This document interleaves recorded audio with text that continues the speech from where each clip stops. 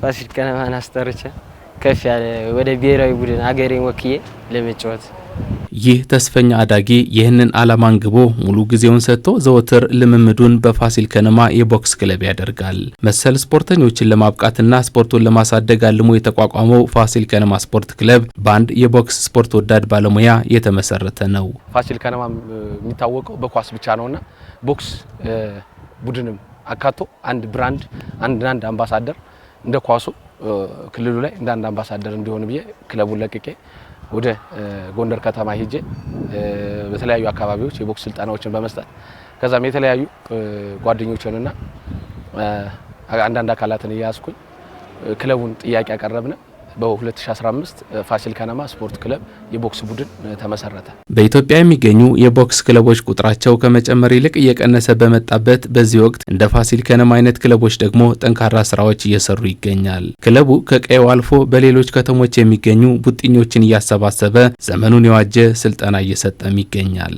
ያው ከተማው ላይ ያሉ ውድድሮች ያንን አደረኩኝ በመልበል አሪፍ ጨዋታ በማሳየት ለማደግ ሞክሬያለሁ። ወደ ፋሲል ከነማ ለመግባት ያልሰለጠነ አሰልጣኝ ሊያሰለጥን አይችልም።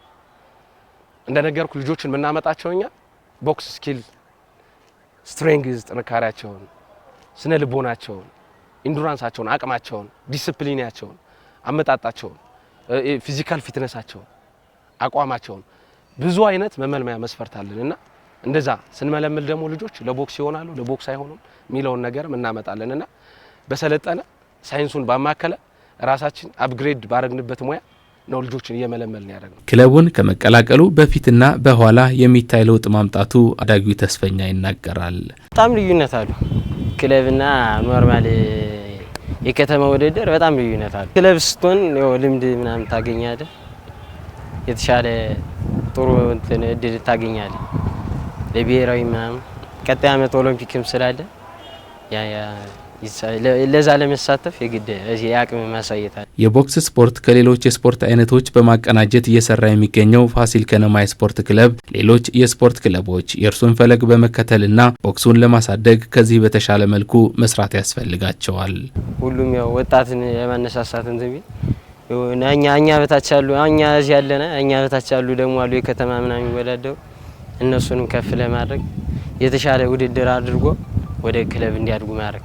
ቦክሱ የሚያስፈልገው ቅንነት ነው፣ ታማኝነት ነው፣ የሙያ ኢቲክስ ነው። ሙያውን በደንብ አክብሮ ቅንነት በተሞላበት አንድ አይነት ሀሳብ ይዞ መስራት ነው። የክለቦች ቁጥር እንዲጨምር በቀጣይ በጋራ ከክልሎችና ከባለሀብቱ ጋራ መስራት ከቻለን ጥሩ እንቅስቃሴ ይኖራል። ስለዚህ አሁን እንደተመለከትከው ፋሲል ከነማ እግር ኳስ አለው፣ ዘሴም ታይም ቦክስ አለው፣ ድሬዳዋ ከነማ እግር ኳስ አለው፣ ቦክስ አለው። ሌሎችም የከነማ ስፖርቶች በስራቸው ሌሎች ተጨማሪ አንዳንድ ሁለት ስፖርቶችን ቢወዙ ስፖርቱ የበለጠ እያደገ ይሄዳል።